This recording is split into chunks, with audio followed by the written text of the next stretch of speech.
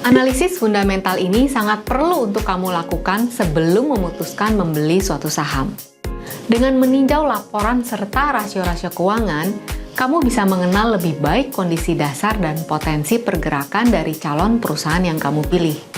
Oke, yuk kita bahas rasio-rasionya. Hai Sobat Cermat, selamat bergabung di Cermati University. Kali ini aku akan membahas 3 istilah yang bakal sering kamu dengar ketika melakukan analisis saham. Dimulai dari CRR atau Current Ratio.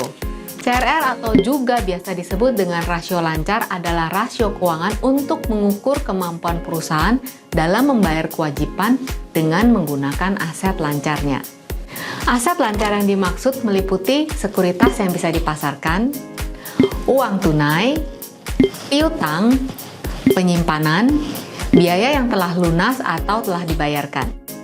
Sedangkan kewajiban adalah berupa bagian yang wajib dibayarkan dari utang jangka panjang dan jangka pendek, seperti pajak, dividen, gaji, akun hutang, dan lain-lain.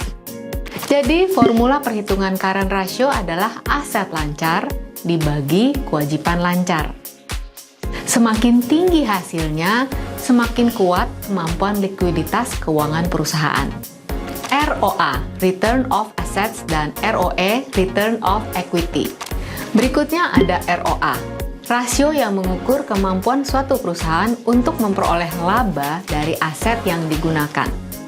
Rasio 1 ini dihitung dengan membagi laba bersih dengan total aset, lalu dikali 100%.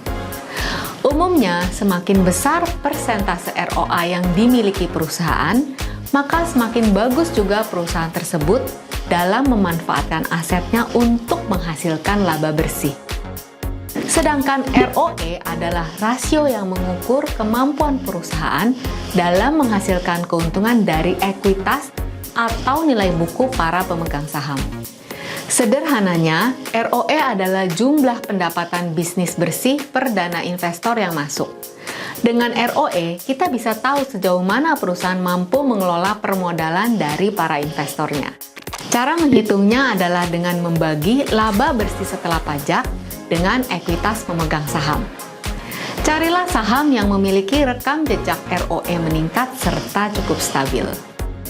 Kembali aku ingatkan, rasio-rasio yang kita bahas dalam video ini dapat memiliki nilai ideal yang bervariasi tergantung pada sektor dan industri perusahaan.